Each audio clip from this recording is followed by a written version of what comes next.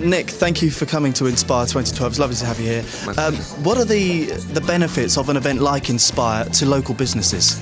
Well, I'll tell you that over the last couple of years, during this tough time, I've been to a lot of towns and cities. Let me offer you Doncaster, where the people of Doncaster, the businesses of Doncaster, have got together and said, listen, we're going to fight this recession together.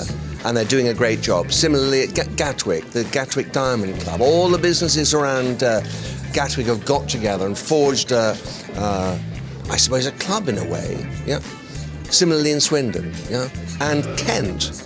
Visit Kent. All the tourist people in Kent have got together, and what you're doing here in Basingstoke is the same thing. You're clubbing together to forge some sort of relationship with each other, which together, will create a momentum for Basingstoke to attract business to Basingstoke, to spread the Basingstoke message. Let me tell you, you think you've got problems? Go to Doncaster. I think what you're doing here is a great job. I drove through Basingstoke today for the first time in I don't know how long. I thought I had landed in Seattle. It was incredible.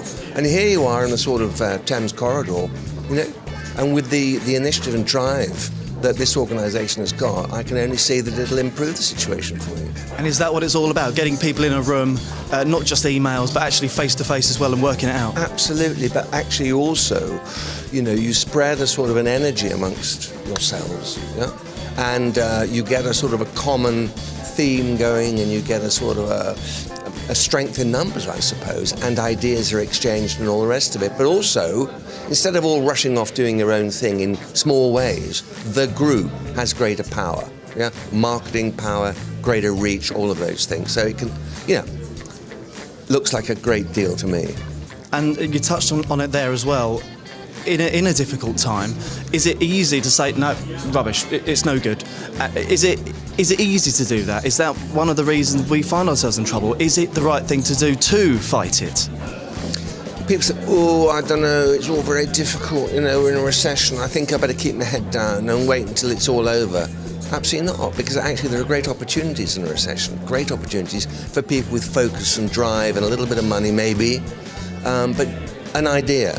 And on The Apprentice, for instance, what we do, I know it's a sort of a small example, but each of the tasks that we have now are all about setting up a business with a minimum of capital. As long as you've got a good idea, energy, drive, enthusiasm, passion, all of those things, you can start a business now. And those people who are laid off now, maybe made redundant, terrible thing to happen to anybody, of course it is, but they should sit down and think, hello, what we've got here is a moment in time when I am able to make a decision.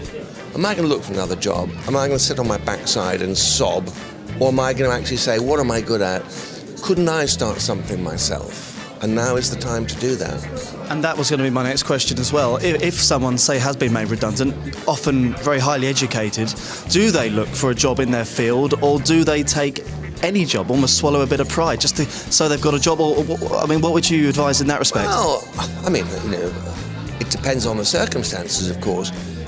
People need to work maybe because they need the income to put food on the table, yes? And so maybe, they may have to take a job that is not ideally suited to them, or they may want to use all the experience that they've gained over the years to start something on their own. But I would say to them, working is a whole lot better than sitting on your backside, with a hanky. Now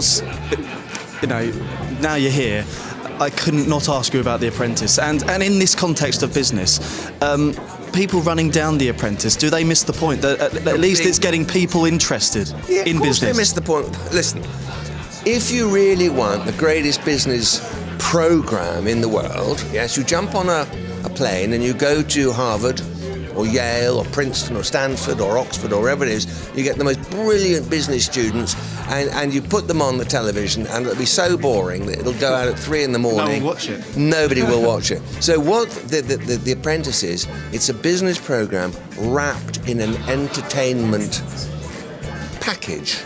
So it's in a sort of it's a solvent, for business, and I think it does a great job.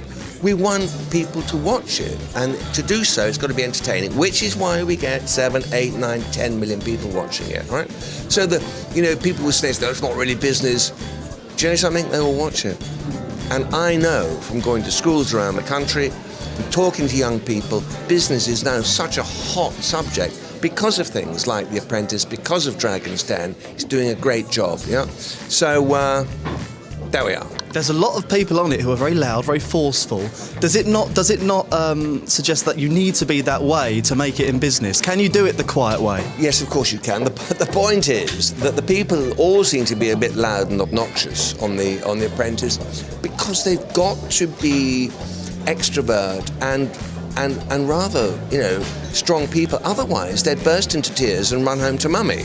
It's a very tough process. And to get noticed, to get auditioned, we get 10, 15, 20,000 people applying. You've got to stand out. You stand out because of the impression you make on the producers. Okay, now you're in the show. Let me tell you, I know these kids, and we've had more than 100 of them going through. Out of the show, they're great people, and some of them have become great personal friends of mine. Of course, they've got to be noisy. If you were locked up in that house for 12 weeks, yeah? You'd be noisy too. You'd have to be noisy. I've got one more question for you. When Lord Sugar makes his firings, Yeah. do you ever think, what has he done? What on earth was that to say? Do you ever disagree? Yeah, occasionally you might, and more often than not, you suddenly discover he's right. But there are occasions when you might think, well, I'm not sure about that. But generally speaking, he's a great judge of character, actually. Great judge of character. And in all those, I don't know, was it 8, 9 years now, maybe 2 or 3 you might think, well, they should have been given another chance. By and large, he gets it right. Thank you very much indeed. My pleasure.